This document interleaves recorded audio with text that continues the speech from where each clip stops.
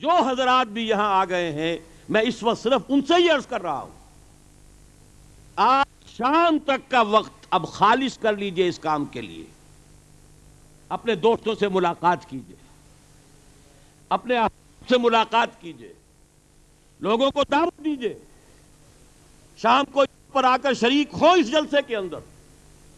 نبوت جو مجھے اس وقت دینی تھی اسی وقت دوں گا۔ قرآن اس کے حوالے سے صرف چند باتیں اس وقت عرض کروں گا، باقی خلافت اس پر پوری گفتگو انشاءاللہ شام ہی کو ہوگی۔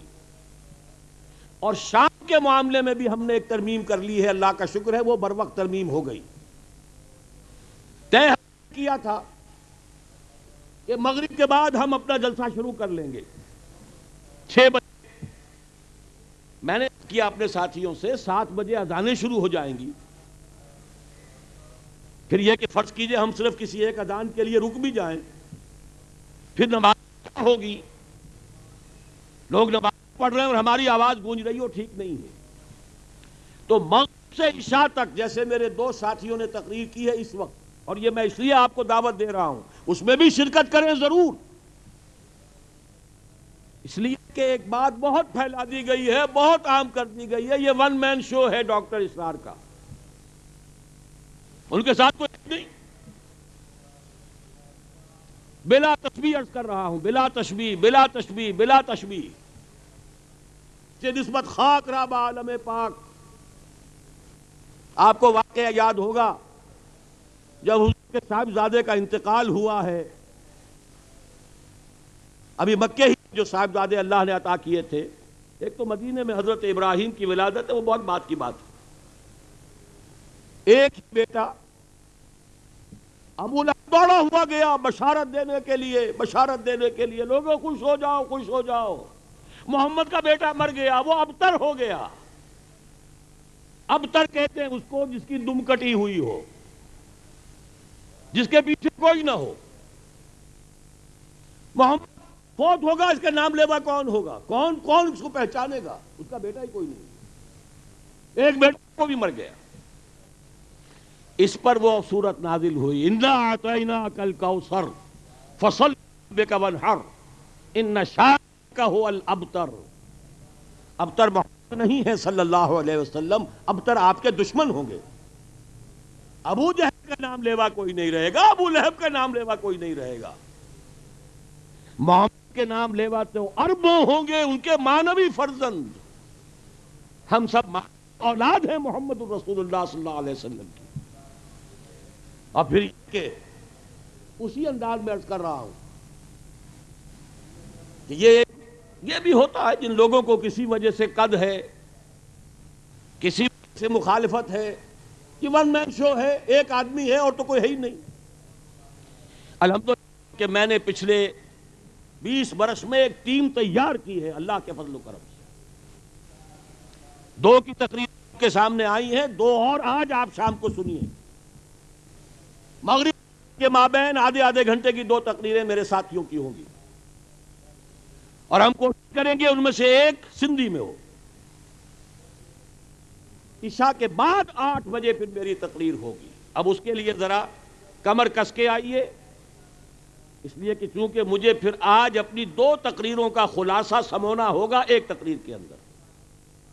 نبی خلافت قرآن اور حدیث کے ذریعے سے جو خوشخبری میں ملی ہے، اس لیے کہ بہت ہی مایوس کن حالات ہیں، بہت مایوس کن حالات ہیں، بہت مایوس کن حالات ہیں۔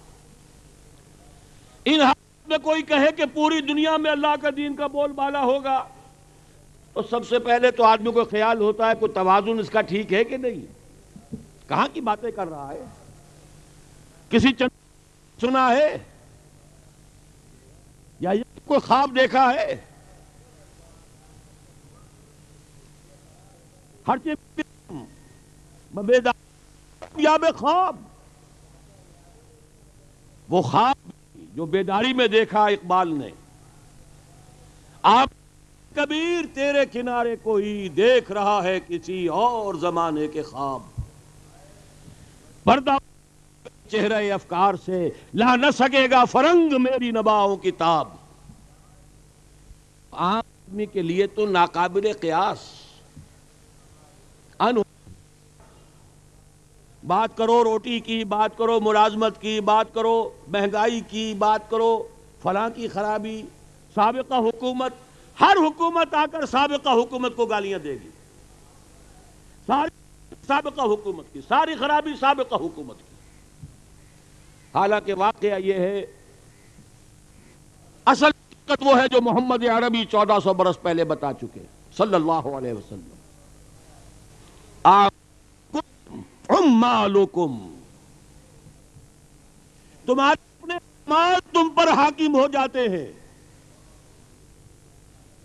ہم یہ سمجھ بیٹھتے ہیں عوام تو بہت اچھے ہیں، بہت نیک ہیں، بہت مخلص ہیں، بہت سچے ہیں، بڑے دیانتدار ہیں. اگر ایماندار اور دیانتدار اور مخلص اور سچے عوام ہوتے تو اللہ ظالم نہیں ہے کہ بے ایمانوں کو اور جھوٹوں کو اور وعدہ خلافوں کو اور خائنوں کو ہمارے اوپر حاکم بنا دیتا. یہ تو ظلم ہے. میں تو اپنے بندوں پر ظالم نہیں ہوں، ظلم کرنے والا نہیں ہوں. آکم عمالکم، تم پر عامل حاکم بن جاتے ہیں. دوسری حدیث میں فرمایا کما تکونون کذالک یؤمر علیکم، جیسے تم خود ہوگے ویسے ہی تمہارے اوپر عمرا اور حاکم مسلط ہو جائے. تو واقعہ یہ ہے اس صورتحال میں تبدیلی اگر شروع ہوگی تو فرد سے شروع ہوگی. افراد بدلیں گے. چاہے 1.5 برس میں محمد الرسول اللہ صلی اللہ علیہ وسلم کو اگر 150 ملے تھے، وہ 150 ان میں کا ایک ایک لاکھوں کے برابر تھا، اس میں کوئی شک نہیں.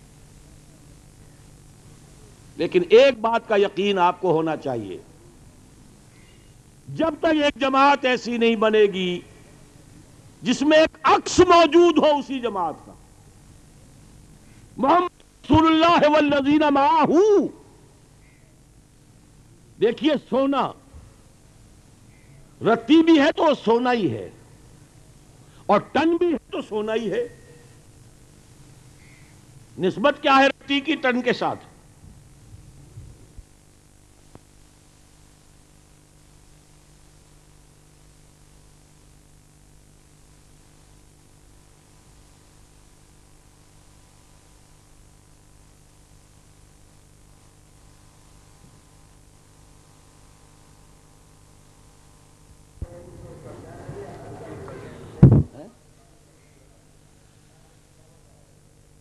جب تک ہم ایک ایسی جماعت بنانے میں تیار نہ ہو جائے، کامیاب نہ ہو جائے تیار کرنے میں، جس کی نسبت اسی کے ساتھ ہو، چاہے تناسب جو ہے وہ ایک رتی اور ایک ٹن کا ہو، نوعیت وہی ہو، رنگ وہی ہو.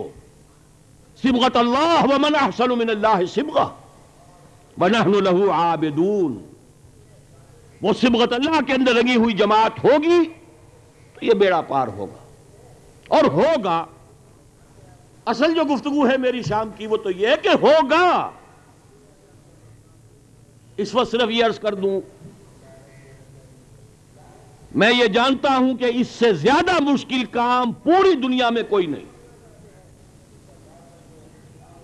نظام خلافت قائم کر دینا انسانی جد و جہد کے نتیجے میں قائم ہو جائے نظام خلافت. ذرا غور سے سنیں جو حضرات اس سے پہلے میری ان باتوں سے آگاہ نہیں ہے.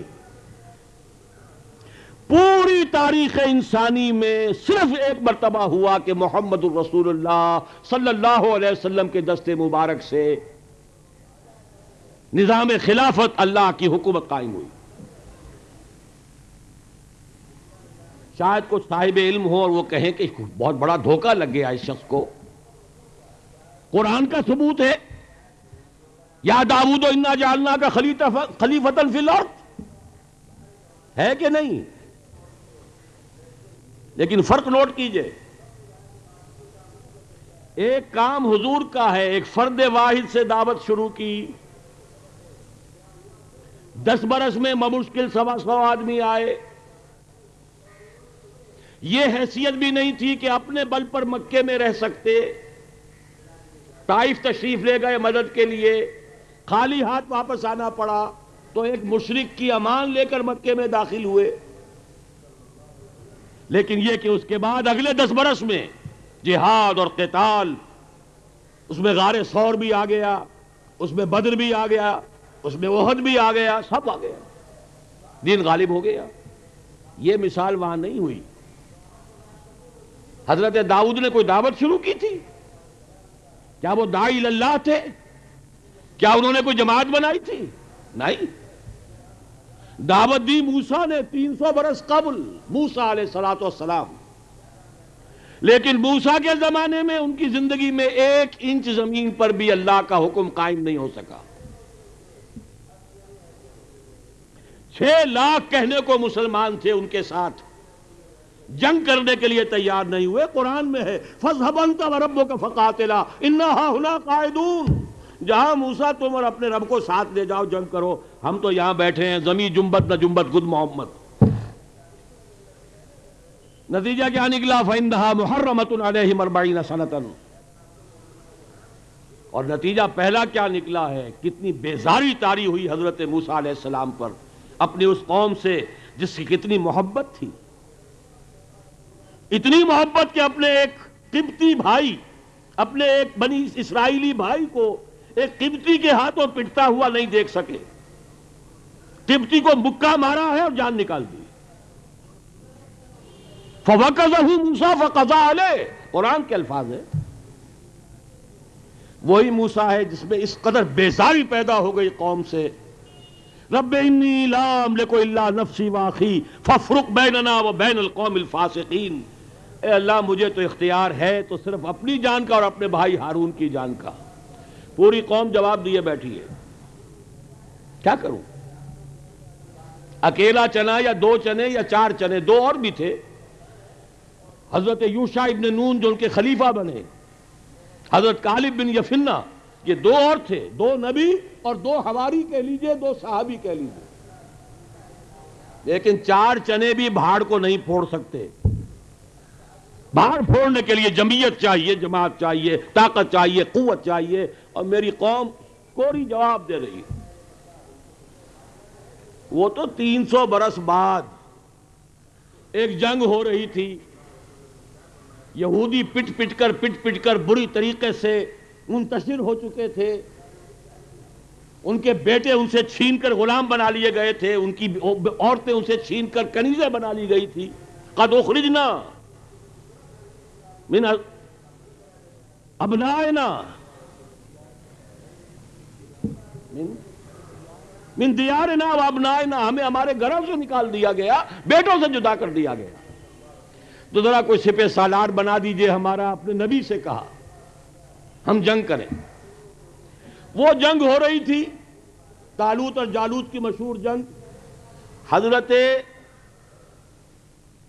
داؤد علیہ السلام نہ نبی نہ کوئی ولی اللہ، کچھ بھی نہیں، گڈریے، گوپیہ ہتھیار واحد۔ وہ گڈریے تھے، گوپیے کے ذریعے سے اگر ان کی بھیڑوں بکریوں پر کوئی بھیڑیا آ کر حملہ کرے، کوئی اور ہو، اس گوپیے سے مارتے تھے، اور کو ہتھیار بھی ابھی کوئی نہیں تھا۔ وہ آئے ہیں، دیکھا ہے کہ جالوت غرق آہن کھڑا ہے، پورا جسم اس کا لوہے سے ڈھکا ہوا، بختر بند، صرف آنکھوں کے 2 سوراخ تو ہیں نا آخر، وہ تو کھلے ہیں، اور وہ للکار رہا ہے، پورے لشکر میں سے کوئی مقابلے میں آنے کی ہمت نہیں کر رہا۔ وہ آئے، کیا مسئلہ ہے یہ؟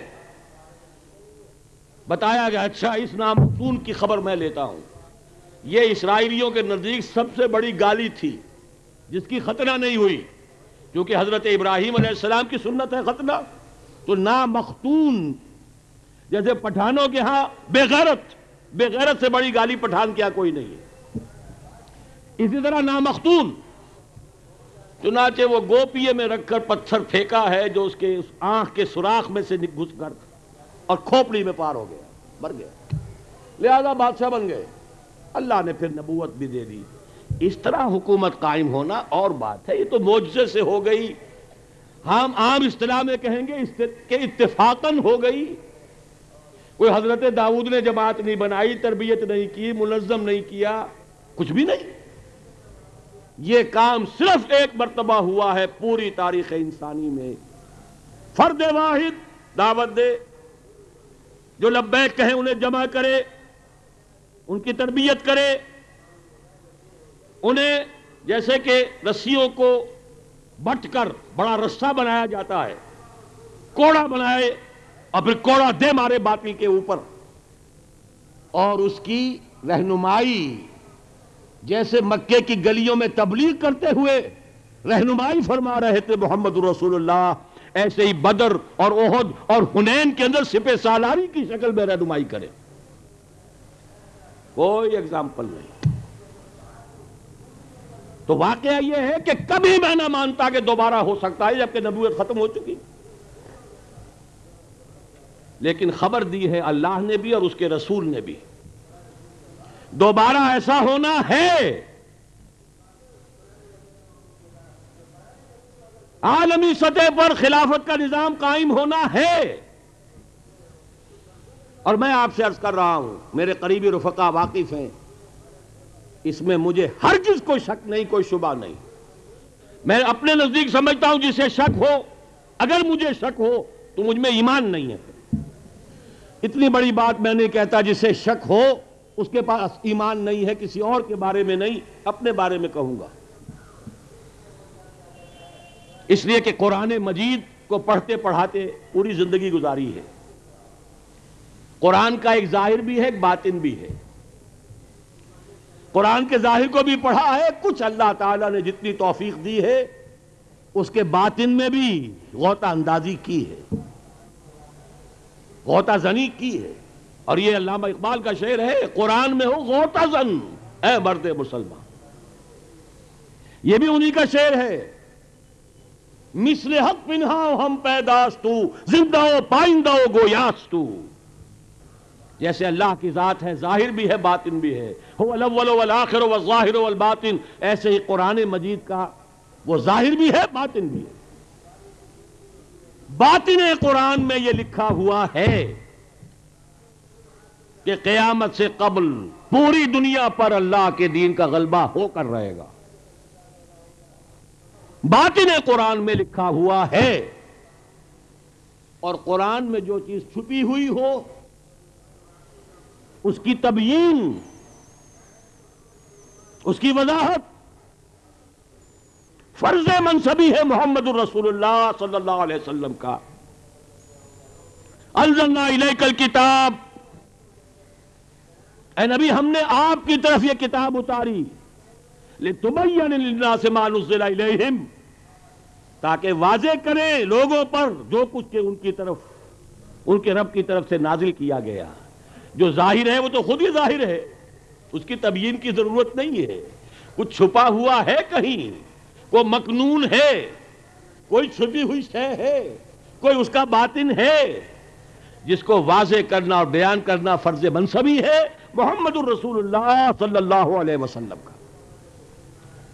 تو اس کے اعتبار سے انشاءاللہ شام کو گفتگو شروع ہوگی. قرآن کا باطن کیا ہے، حضور کی تصریحات کیا ہے، پھر اس کے حوالے سے وہ خلافت اصل میں کیا ہے، آج سے 1400 برس قبل کیا تھی، آج اگر آئے گی تو کیا ہوگی، اور پھر کل شام کو انشاءاللہ العزیز کیسے قائم ہوگی، جو اصل مسئلہ ہے. آج کا مسئلہ علمی ہے، کل کا مسئلہ عملی ہے. اور پھر پرسوں جو ہے ہم نے صبح سیشن رکھا ہے اتوار کو کہ اگر میری ان تقاریر سے متعلق سوالات ہوں لکھ کر لے کر آئیں تو ان کے میں جوابات دوں، تاکہ جو چیزیں میری کوتاہی بیان کی وجہ سے منجلک رہ گئی ہوں، مبہم رہ گئی ہوں، غیر واضح ہوں، انہیں واضح کر دوں مزید. تو نوٹ کر لیجئے چند اعلانات. ابھی اذان اول ہوگی، اس کے 10 منٹ کے بعد، تاکہ جنہیں سنتیں پڑھنی ہیں وہ سنتیں پڑھیں گے، جنہیں وضو کرنا ہو ان کو وضو کا وقت بھی ملنا چاہیے. ابھی مت اٹھیے، میری پوری بات سن کر اٹھیں. 10 منٹ کے بعد اذان ثانی اور خطبہ ہوگا، نماز پڑھی جائے گی، جمعے کی نماز ادا کریں گے یہیں.